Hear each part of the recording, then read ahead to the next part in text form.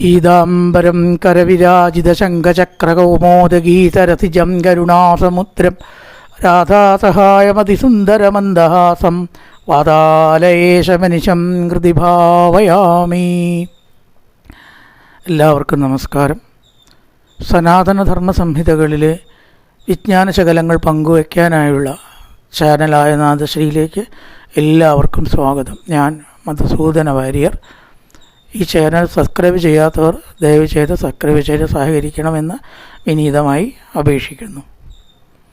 ശ്രീമദ് ഭാഗവതത്തിലെ പ്രഥമ സ്കന്ധം 19 അധ്യായം നമ്മൾ പറഞ്ഞു കഴിഞ്ഞു. വക്താവിൻ്റെയും ശ്രോതാവിൻ്റെയും ഗുണങ്ങളാണ് സത്യത്തിൽ ഇതുകൊണ്ട് കാണിച്ചത്. രണ്ടു കൂട്ടരും വിരക്തരായിരിക്കണം, വിഷ്ണു ഭക്തന്മാരായിരിക്കണം, ധനാദികളിലധികം താല്പര്യം ഇല്ലാത്തവരാവണം എന്നൊക്കെയുള്ള കാര്യങ്ങളും കൂടി അത് കൂടെ കാണിച്ചിരിക്കുന്നു. പരിമിതമായ ആയുസ് നമ്മൾ എങ്ങനെ ചിലവാക്കണം, ഇനി ജന്മമില്ലാണ്ടാക്കാനുള്ള മാർഗത്തിലേക്ക് ചിലവാക്കണം എന്ന തത്വമാണ് വിരക്തിയെ കുറിക്കാനും ആയുസ്സിൻ്റെ പരിമിതി 7 ദിവസം ആയുസ്സുള്ളവർ എന്ന് കാണിച്ചത്. നമുക്കൊക്കെ 7 ദിവസമേ ആയുസ്സുള്ളൂ. ഞായർ മുതൽ ശനി വരെയുള്ള 7 ദിവസം അല്ലേ? അല്ലാത്ത ദിവസം ആരെങ്കിലും മരിക്കുമോ? അപ്പോൾ നമ്മളൊക്കെ 7 ദിവസത്തിന് മരിക്കണവരാണ്. അപ്പോൾ ആ പരിമിതമായ ആയുസ് അങ്ങനെ എടുക്കുക. രണ്ടർത്ഥമുണ്ട് അതിന്. പരിമിതമായ ആയുസ്സിൻ്റെ ഇടയിൽ ഇനി ജനിക്കലും മരിക്കലും മരണഭയവും ഇല്ലാണ്ടേക്കാനുള്ള മാർഗത്തെ സത്സംഗം കൊണ്ടും ഈശ്വരചിന്ത കൊണ്ടും പ്രാപിക്കണം, നമ്മൾ അവലംബിക്കണം എന്നാണ് കാണിച്ചത്. പ്രിയരെ, ഒരു കാര്യം ഞാൻ പറയാൻ ആഗ്രഹിക്കുന്നു. ഈ തരത്തിലുള്ള ഭാഗവത അമൃതം, അതിലത്തെ ഭാഗങ്ങൾ അല്പം ചുരുക്കണം എന്നൊരവസ്ഥ വന്നിരിക്കുന്നു. കുറേ നേരം റെക്കോർഡ് ചെയ്ത് അപ്ലോഡ് ചെയ്യുന്ന ചൂടായിട്ട് ഫോൺ കേടുവന്ന ഒരു അവസ്ഥ ഉണ്ടായി. അതുകൊണ്ട് സാങ്കേതിക വിദഗ്ധർ പറയണത് ഒരുപാട് നേരത്തെ വീഡിയോ ഒഴിവാക്കാനാണ്.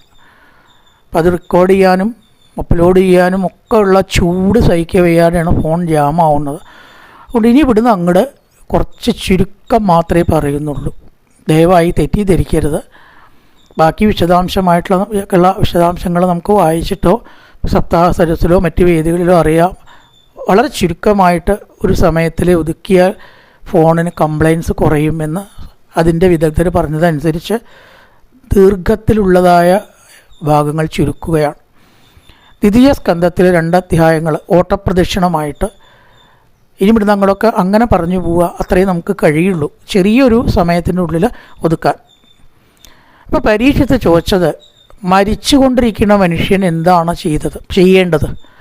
എന്തിനെ കേൾക്കണം, എന്തിനെ പറയണം, എന്തിനെ കേൾക്കരുത്, എന്തിനെ പറയരുത്, നിഷേധവും വിധിയും രണ്ടും ചോദിച്ചിട്ടുണ്ട്.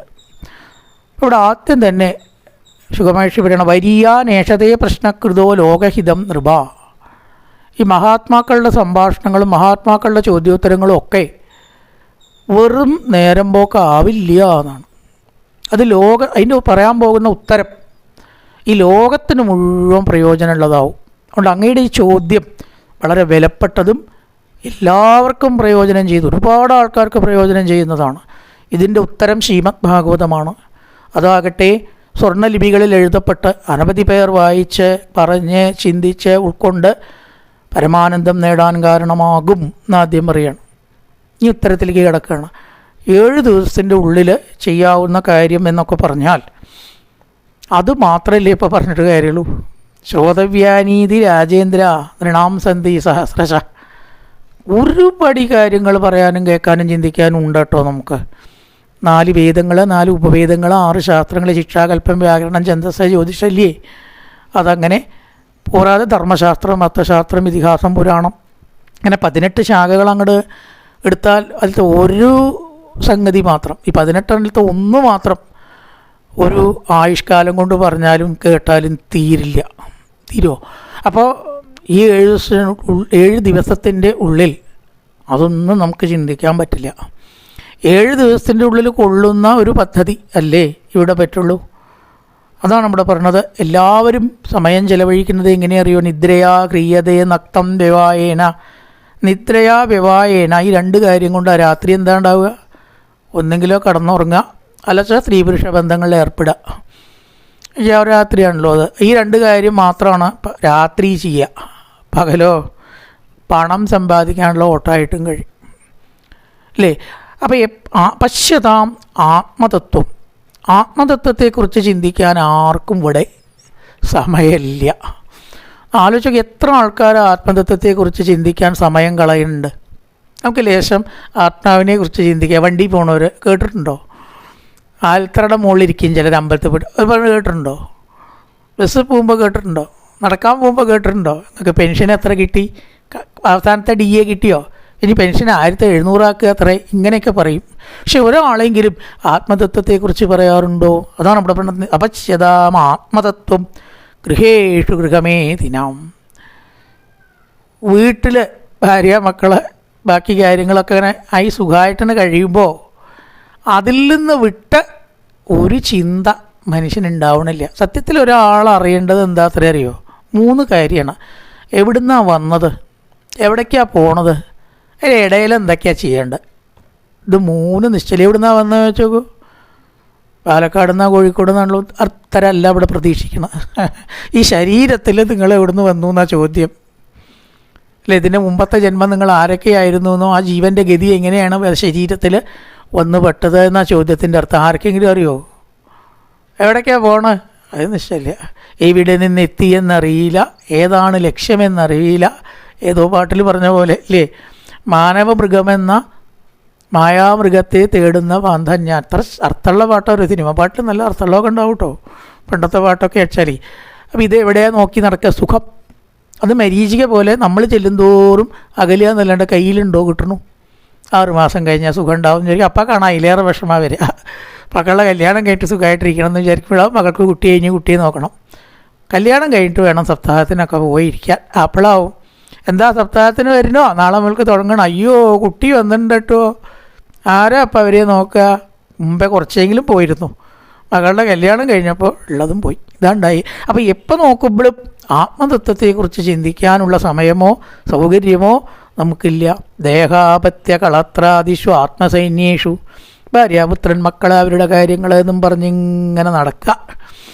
എന്നിട്ടോ ഇവർ വലുതായി കഴിഞ്ഞാൽ ഉണ്ടോ തിരിച്ച് നോക്കണു? അമ്മ മിണ്ടാണ്ടിരിക്കൂ, അച്ഛൻ മിണ്ടാണ്ടിരിക്കൂ, അവിടെ പോയിരിക്കൂ. ഇത് കേൾക്കാനാണ് കേട്ടോ കയ്യോ വളരണ കാലോ വളരണ നോക്കി ഇവരെ നോക്കണത്. ശരിയല്ലേ? അല്ലെങ്കിൽ എല്ലാം പറയൂ. നിങ്ങൾ എത്ര ആൾക്കാർ ഈ കാര്യത്തിൽ നിരാശ പൂണ്ടിരിക്കണം ഇല്ലേ? അങ്ങോട്ട് നോക്കണ പോലെ ഇങ്ങോട്ട് നമ്മളവരെ വീഴാതെ നടത്തിയിട്ടും കൈ പിടിച്ചിട്ടും താങ്ങിയിട്ടും പോകുമ്പോൾ നമ്മൾ വീഴുമ്പോൾ പിടിക്കാൻ അവരുണ്ടാവില്ല. അതല്ലേ സത്യം. ഒരാൾ അമേരിക്കയിലാവും, ഒരാൾ ജർമ്മനിയിലാവും, പിന്നെ എങ്ങനെ നമ്മൾ വീഴുമ്പോൾ പിടിക്കാൻ അവരുണ്ടാവുക? അതുകൊണ്ട് ആ സംരക്ഷണം തിരിച്ചു കിട്ടും എന്ന് വിചാരിച്ചിട്ടൊക്കെ ഇവർക്ക് വേണ്ടി ജന്മം പാഴാക്കിയിട്ട് വലിയ കാര്യമൊന്നുമില്ല. അതൊക്കെ പോട്ടെ. 7 ദിവസത്തിൻ്റെ ഉള്ളിൽ പറയാവുന്ന ചിന്തിക്കാവുന്ന ഏറ്റവും നല്ല കാര്യം അല്ലയോ രാജൻ, ഞാൻ പറഞ്ഞുതരാം. അതിനിപ്പോൾ നല്ലത് എന്താ അറിയോ? ഇതം ഭാഗവതം നാമ പുരാണം ബ്രഹ്മസംഹിതം അതീതമാന്താപരാധോ പിതൃദൈവായനാദകം. അച്ഛനായിരിക്കുന്ന വേദവ്യാസനിൽ നിന്ന് പഠിച്ചതായ ശ്രീമദ് ഭാഗവതം 7 ദിവസം കൊണ്ട് പറയുക. 7 ദിവസം കൊണ്ട് വായിക്കാനും പറയാനും സമയമൊന്നും ഇല്ല കേട്ടോ നമുക്ക്. അന്ന് വായിക്കുക മാത്രമേ ചെയ്തിട്ട് ഒരാഖ്യാനേ ഉണ്ടായിട്ടുള്ളൂ. അർത്ഥം പറച്ചിലും വായനയും കൂടി ഉണ്ടായിട്ടില്ല. ഇത് രണ്ടും കൂടി ശരിക്കും വരച്ച സമയനിഷ്ഠ പാലിക്കാൻ പറ്റില്ല. അല്ലെങ്കിൽ എല്ലാം പറയാണ്ട് ചിലത് പറയാതെ വിടേണ്ടി വരും. അപ്പം നല്ലത് എന്തായാലും ഒന്നെങ്കിലും പറയുക അല്ലെങ്കിൽ വായിക്കുക. രണ്ടും 2 സ്ഥിതിക്കാക്കുക. എൻ്റെ അഭിപ്രായം അതാട്ടോ. 7 ദിവസം സുഖമായിട്ട് വ്യാഖ്യാനിക്കുക. പിന്നെ വേറെ ഒരു 7 ദിവസം പാരായണം കേൾക്കേണ്ടവർക്ക് പോവാം. അല്ലാണ്ട് ഇത് രണ്ടും കൂടി മിക്സ് ചെയ്ത രണ്ടും നേരെയാവില്ല. പറയലും നേരെയാ. അപ്പോൾ എത്ര തത്താൻ നടത്തി. ഒന്നിലും തൃപ്തികരമായിട്ട് വായിക്കാനോ തൃപ്തികരമായിട്ട് പറയാനോ എനിക്കിത് അയച്ചിട്ടില്ല. സത്യം മനസാക്ഷിക്കനുസരിച്ച് പറയാച്ചാൽ. അപ്പോൾ 7 ദിവസം കൊണ്ട് രണ്ടൊന്നും ചെയ്യാൻ പറ്റില്ല. ഏതെങ്കിലും ഒന്ന് ചെയ്യാം. അർത്ഥം പറയാച്ചാൽ സാമാന്യമായിട്ട് സുഖമായിട്ട് പറഞ്ഞു പോകാം. വായിക്കാച്ചാൽ വായിക്കുകയും ചെയ്യാം. ഏതായാലും അതിലൊതുങ്ങുന്നതെന്ന് പറയാനുള്ള കാരണം അവിടെ വായിക്കൽ ഈ ശ്ലോകങ്ങൾ ഒരു പ്രാവശ്യം പറയലേ ഉണ്ടായുള്ളൂ എന്ന് വിചാരിക്കണം. പരീക്ഷത്തിന് സംസ്കൃതം മനസ്സിലാവും, അർത്ഥം പറയേണ്ട ആവശ്യമൊന്നുമില്ലല്ലോ. ഏതായാലും അത് ഞാൻ അങ്ങേക്ക് പറഞ്ഞു തരാം. എന്തിനായിട്ടാണത് പറയണത് എന്നറിയോ?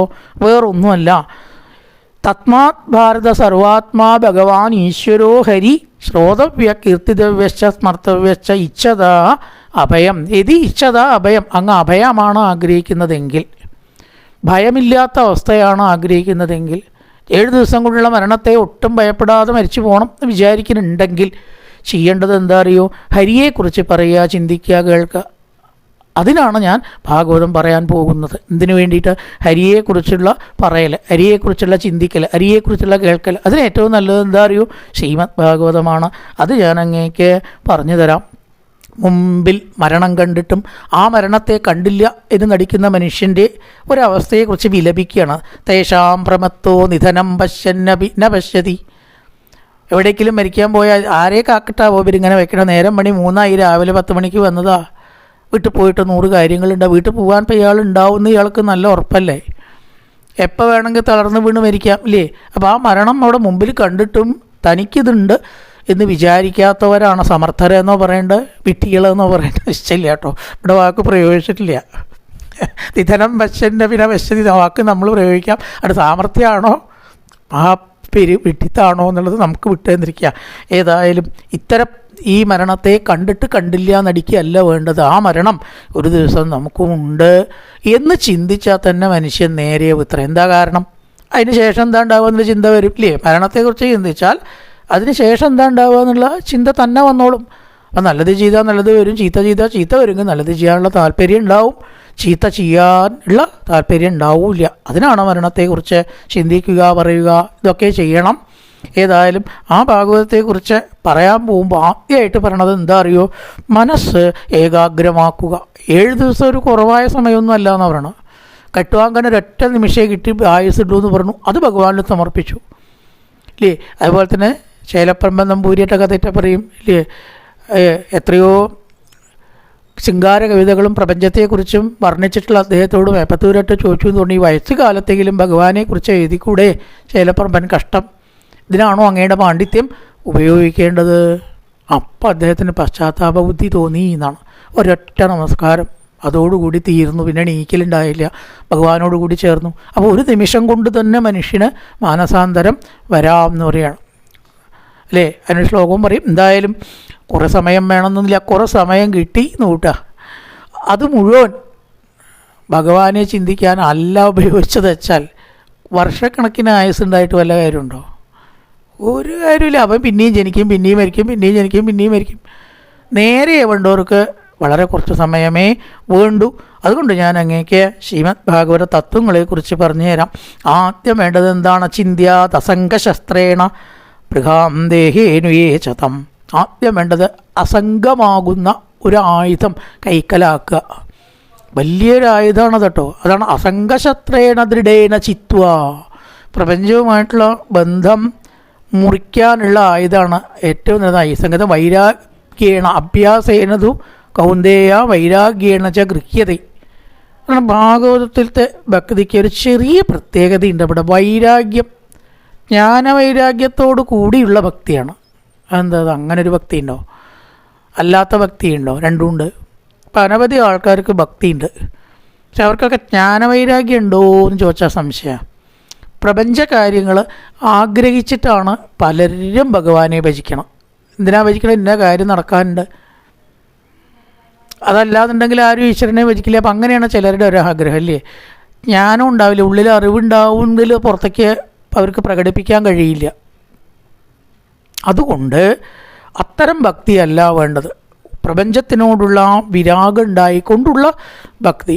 ഒരിക്കലും പറഞ്ഞു അഹേതുക്യ പ്രതികത ഭക്തി. യാതൊന്നും പ്രപഞ്ച വസ്തുക്കളെ ആഗ്രഹിക്കാതെ ഭഗവാനെ സ്വന്തമാക്കാനായിട്ട് ലക്ഷ്യമുള്ള ഭക്തിക്കാണ് എന്ത് പറയുക? വൈരാഗ്യഭക്തി, ജ്ഞാനഭക്തി, അഹേതുക്യ പ്രതികത ഭക്തി എന്നൊക്കെ പറയണത്. ഈശ്വരനിൽ മാത്രമുള്ള താല്പര്യം കൊണ്ട് ഭക്തി ഉണ്ടാവുക, അതിനെയാണ് വൈരാഗ്യം വേണം.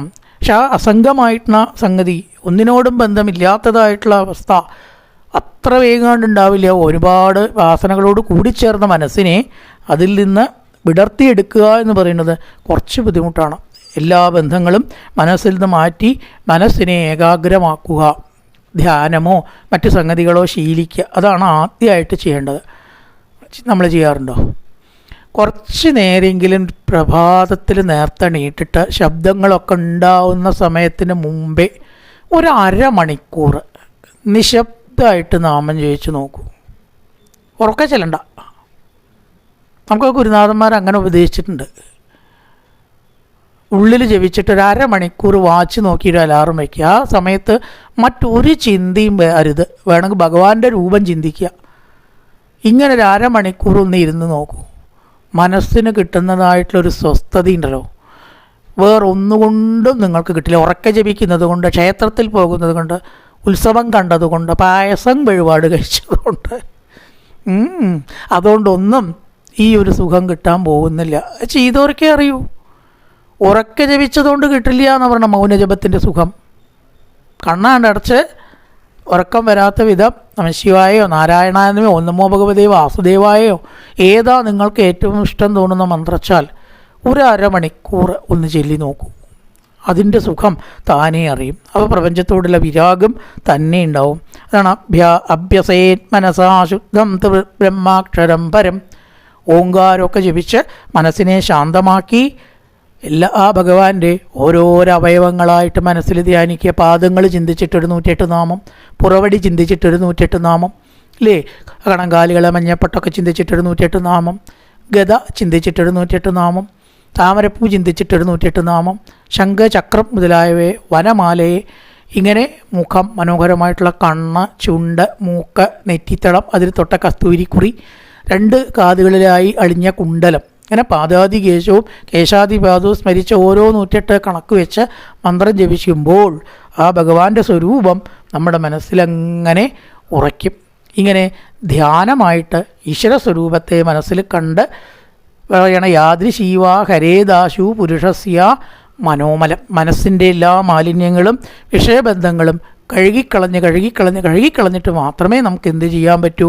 പ്രപഞ്ചത്തോടുള്ള വിരാഗം, പ്രപഞ്ചത്തോടുള്ള കുറേശ്ശെയുള്ള ആ ഒട്ടൽ ഇല്ലാതാക്കാനായിട്ട് കഴിയുള്ളൂ എന്നാണ് ആദ്യമായിട്ട് ഭഗവാനെക്കുറിച്ച് പറയുന്നത്. എന്നിട്ട് ഈ ലോകത്തിലെ 14 ലോകങ്ങളാണ് സാധാരണ പറയുക. ഭൂമി നടുക്കാണ് 7 ഊർധ്വലോകങ്ങളും 7 അധോലോകങ്ങളും.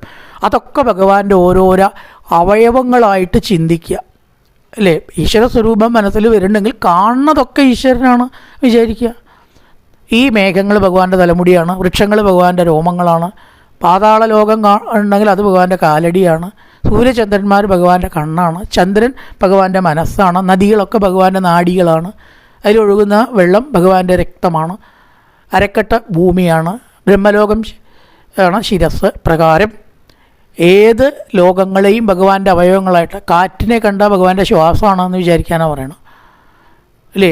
ആ നഖങ്ങളൊക്കെ ഓരോരോ മൃഗങ്ങളായിട്ട്, ഇങ്ങനെ എല്ലാ കാര്യങ്ങളും ശബ്ദങ്ങളാണ്. പക്ഷികളെ കണ്ട ഭഗവാന്റെ ശബ്ദം നമുക്കൊരിക്കലും സുഖമില്ലാത്ത ശബ്ദമല്ല, വളരെ സുഖമായിട്ടുള്ളൊരു ശബ്ദം. രാവിലെ ആ പക്ഷികളുടെ കളകള ശബ്ദം, മഞ്ഞക്കിളിയും കുയിലൊക്കെ ഇങ്ങനെ കേൾക്കുമ്പോൾ അത് ഭഗവാന്റെ ശബ്ദമായിട്ട് വിചാരിക്കുക. ഇങ്ങനെ ഈ പ്രപഞ്ചത്തിൽ കാണുന്ന എല്ലാ പ്രതിഭാസങ്ങളെയും ഭഗവാന്റെ അവയവങ്ങളായിട്ട് ധ്യാനിക്കുന്നതിനെയാണ് വിരാട് സ്വരൂപം വർണ്ണനാധ്യാനം എന്ന് പറയുന്നത്.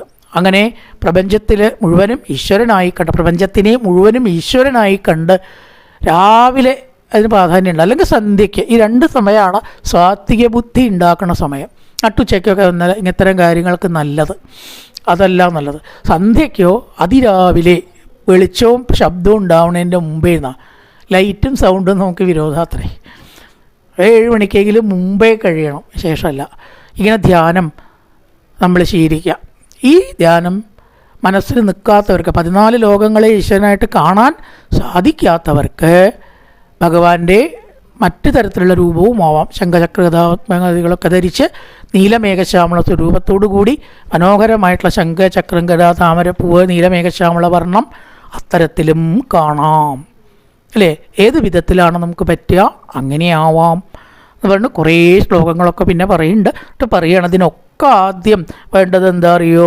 പിബന്തിയേ ഭഗവത ആത്മന സദാം കഥാമൃതം ശ്രവണപുടേഷു സംവൃതം പുനന്ദിതേ വിഷയവിദൂഷിതാശയം പ്രചന്തി തച്ചരണ സരോരുകാന്തികം. ഭഗവാന്റെ കഥ ധാരാളമായിട്ട് കേൾക്കുക. ഒരു ഭാഗ്യമുള്ളവർക്ക് ഇത് കേൾക്കാൻ പറ്റുള്ളൂ, അല്ലേ? അല്ലാത്തവർക്ക് ഇത് കേൾക്കണമെന്ന് തോന്നില്ല, കേൾക്കുന്നതിൽ ആസ്വദിച്ചിരിക്കാനും സാധിക്കില്ല. അതുകൊണ്ട് ഭഗവാന്റെ ആ കഥകളെ കഥാമൃതം ശ്രവണപുടങ്ങളിൽ കൂടെ കേട്ട് വീണ്ടും കേട്ട് ആസ്വദിക്കുന്നവർക്ക് വിഷയാശ ഉണ്ടാവില്ല. അപ്പോൾ അവിടുന്ന് നമ്മൾ തുടങ്ങിയത് വിഷയത്തിലുള്ള ആ ആസക്തിയെ കുറയ്ക്കണം. അതാണ് ആദ്യം വേണ്ടത്. ചിന്ത്യാത് അസംഗശസ്ത്രേണ, ഉള്ള മാർഗമാണ് ഈ പറഞ്ഞത്. കഥാശ്രവണത്തിൽ ആദ്യം താല്പര്യം ഉണ്ടാവുക. കേട്ട് കേട്ട് കേട്ട് കേട്ട് ഉൾക്കൊള്ളുന്നിടത്തോളം വീണ്ടും വീണ്ടും കേൾക്കണമെന്ന് തോന്നും. ഭഗവാന്റെ കഥയുടെ പ്രത്യേകത അത് അല്ലേ? കാരണം തദൈവരമ്യൻ രുചിരം നവം നവം, ഓരോ പ്രാവശ്യം കേൾക്കുമ്പോഴും പുതിയതാവും. ഈ ചില വയസ്സായ ആൾക്കാരൊക്കെ ഉണ്ട്, ഈ പഴയ കഥ പറഞ്ഞ തന്നെ പറയില്ലേ. ഇടയ്ക്ക് നമ്മൾക്ക് അച്ചപ്പത് എത്ര പ്രാവശ്യമായി പറയണു, കുറേ കേട്ടാൽ മടുക്കണ കഥ നമ്മുടെ കഥ. അതെ, നമ്മൾ ചോദിക്കുക നിങ്ങൾ എത്ര പ്രാവശ്യമായി ഇപ്പോൾ നിങ്ങളുടെ ഈ കഥ പറയണു, വേറൊന്നും പറയാല്ലേ. അപ്പോൾ സാധാരണ കഥകളുടെയൊക്കെ കാര്യം എന്താണ്, കുറച്ച് കഴിഞ്ഞാൽ മടുക്കും ഇല്ലേ. ഈശ്വരകഥ അങ്ങനെയല്ല. അപ്പം അത് കേൾക്കലാണ് പ്രപഞ്ചത്തോട് വിരാഗം ഉണ്ടാവാനും ജനനമരണ ചക്രങ്ങളിൽ നിന്ന് മുക്തി നേടാനും ഭക്തി വർദ്ധിക്കാനുള്ള മാർഗം എന്നും പറഞ്ഞ് ആ അധ്യായം അവസാനിപ്പിക്കുകയാണ്. അടുത്ത അധ്യായത്തിൽ സഗുണമായിട്ടുള്ള രൂപത്തിൻ്റെ ഉപാസനയാണ്. അത് മറ്റൊരു ഭാഗത്ത് നമുക്ക് നോക്കാം. കായേന വാചാ മനസേന്ദ്രിയർവാ ബുദ്ധ്യാത്മനാ വാ പ്രകൃതി സ്വഭാവാൻ കരോതി യദ്യഃ സകലം പരസ്മൈ നാരായണായേതി സമർപ്പയാമി. ഓം പൂർണ്ണമദഃ പൂർണ്ണമിദം പൂർണ്ണാത് പൂർണ്ണമുദച്യതേ പൂർണ്ണസ്യ പൂർണ്ണമാദായ പൂർണ്ണമേവാവശിഷ്യതേ. ഓം ശാന്തി ശാന്തി ശാന്തി. ഹരി ഓം ശ്രീ ഗുരുഭ്യോ നമഃ. ഹരി ഓം.